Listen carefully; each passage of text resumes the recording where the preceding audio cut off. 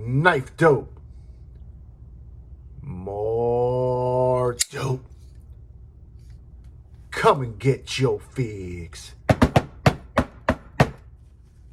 What's up, fuckers? Your boy's back with a fresh batch of dope. Knifedope. That's right, people. The hits don't stop. We got 5 new knives for the week that we're going to be taking a look at, all in this video for your viewing pleasure. And we're going to start off like this. First up is going to be the Kaiser Doberman. Now, ridiculous name aside, this knife is not bad. 2 versions to this knife. There is a premium version as well as this more budget version. This one comes in at $82. Now, the name Doberman was allegedly inspired by the slender build and vigilant demeanor of the Doberman dog. And right now, naming knives after dogs seems to be a popular theme coming from these Chinese companies. We just had the Good Boy from Best Techman, and now we got the Doberman. So apparently, dogs are very popular in China. Who would have thought? But I digress. Close position on this comes in at 5 inches. We've got these nicely, slightly contoured G10 scales, full-length stainless steel liners underneath. We've got multiple forms of deployment. We've got these nice thumb studs and this very minimalist flipper tab. Now, let's talk about the flipper tab. I love the fact that it's a minimalist flipper tab. I love the leverage it's giving us by being high above that pivot.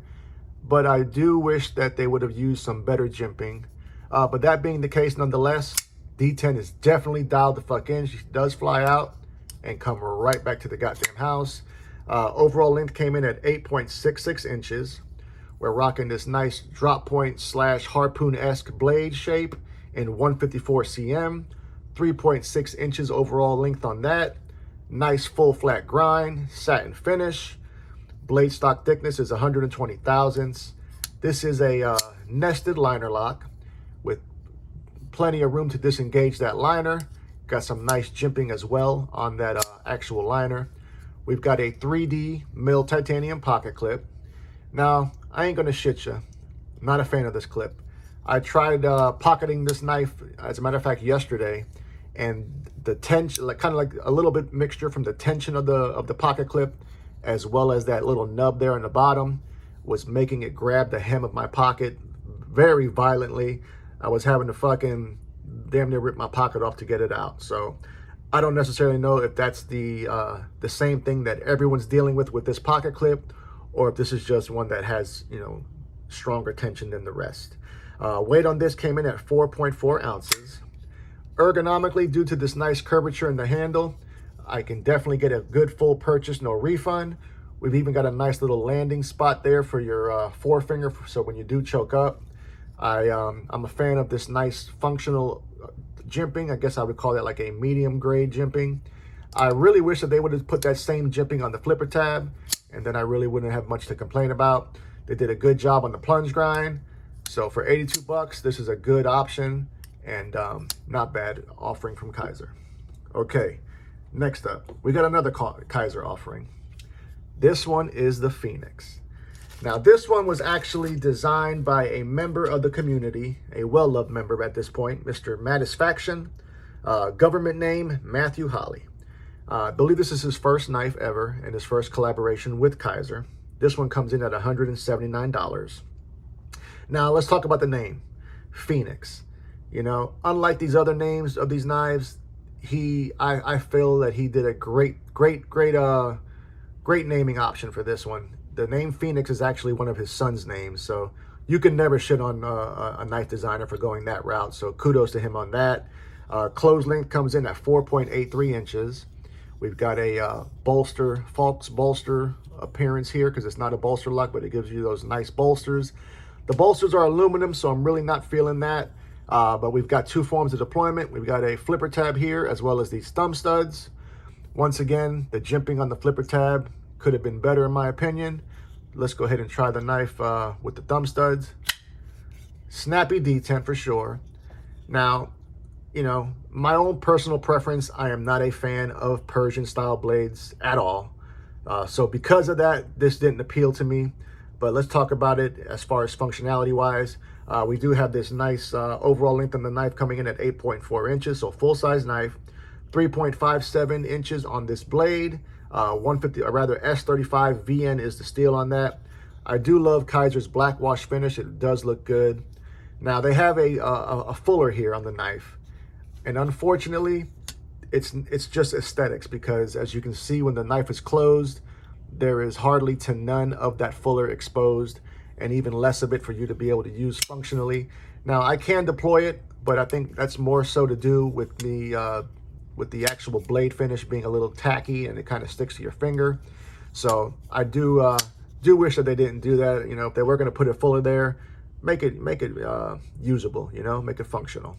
Now, ergonomically, we've got some nice curvature here in the handle as well, like a nice palm swell. We've got these orange dark matter carbon fiber overlays. You know, they're okay. You know, they could have been done better, in my opinion. Nice chamfer going around. Titanium pocket clip, right hand tip up carry only. Looks like we've got a, I wonder if that's aluminum as well. I'm assuming that's got to be aluminum as well. Yeah, I think that's aluminum as well on the back spacer. They did they gave us a nice little sharpening choil there, and they managed to just avoid that plunge grind. So you do got some sharpening life. Full flat grind on the blade. Seems like it's rather thin behind the edge there. You know, I think definitely a good first time offering from Mr. Madison. Just not my cup of tea, but I wish him all the best with the success of the Phoenix. Okay, one more Kaiser, goddammit. This one was one I definitely have mixed feelings about. You know, when you first see the knife, I'm like, that's an ugly fucking knife. But once I got it in hand and actually, you know, fidgeted with it and checked it out up close, it's not bad at all. This one, though, is the most expensive knife in these 5 knives we're taking a look at. This one comes in at $189, and this is the Huntsman. So let's talk about, you know, goddamn, it seems like every knife, you know, is being named after an animal, a dog or something. This is actually a James Lowe design, and it is his first collaboration with Kaiser. The name Huntsman is actually inspired by the Australian huntsman spider.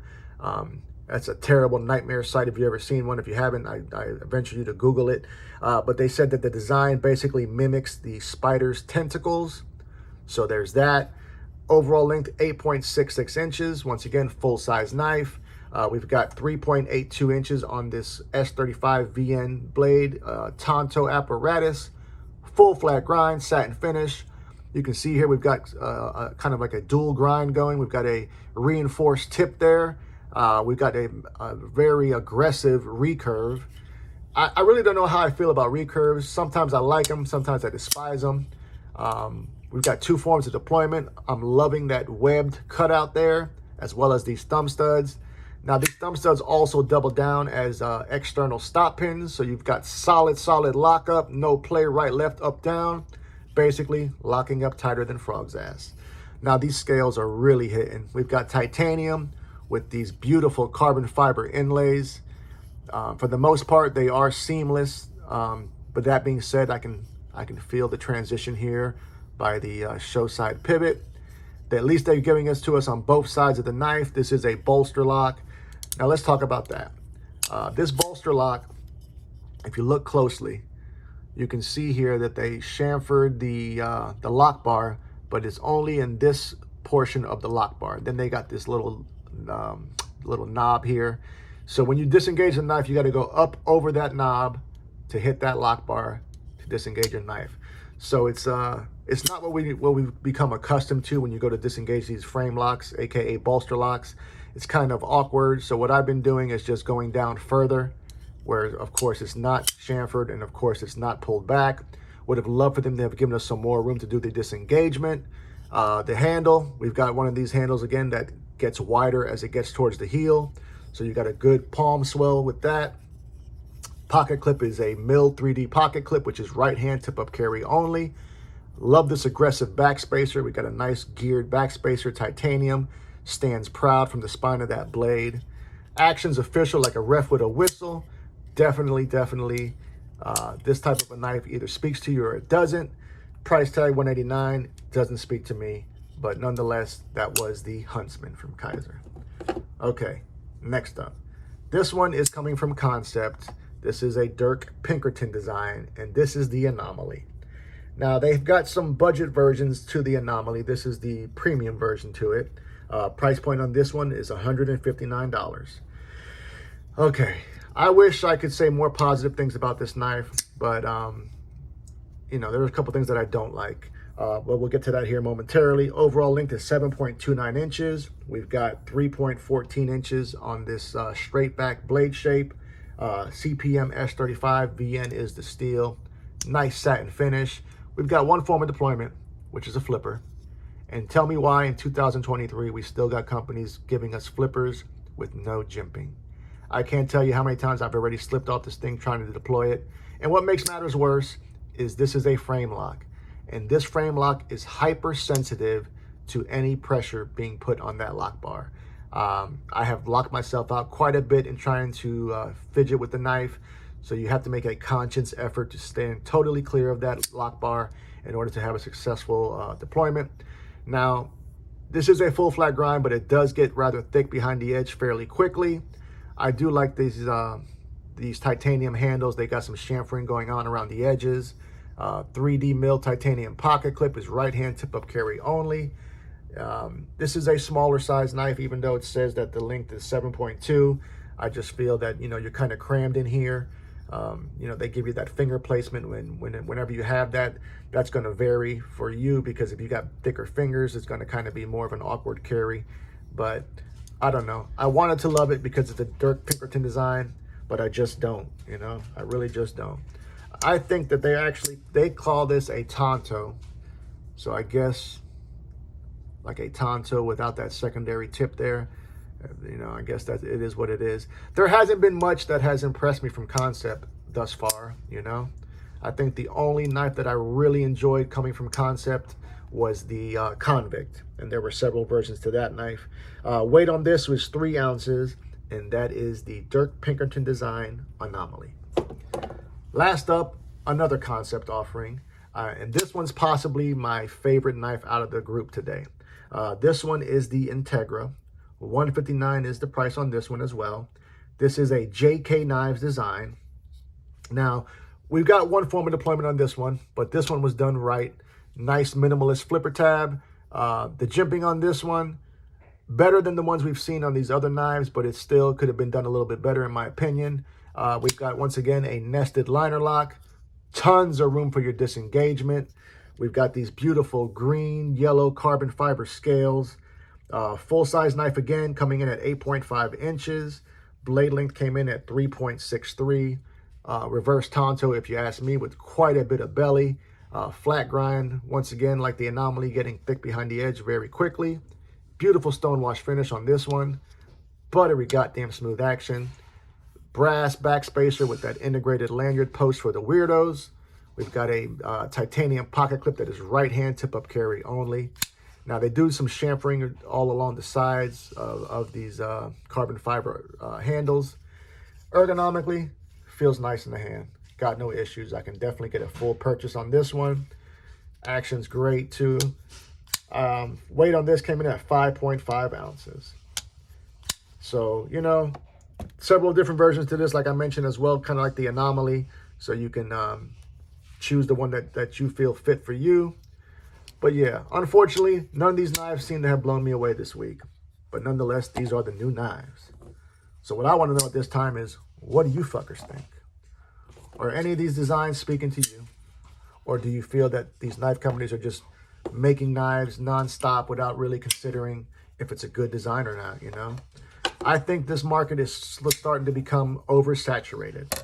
You know, companies like Kaiser in particular are just dropping so many goddamn knives so frequently that even you as a consumer, you know, you're like, sometimes you feel obligated.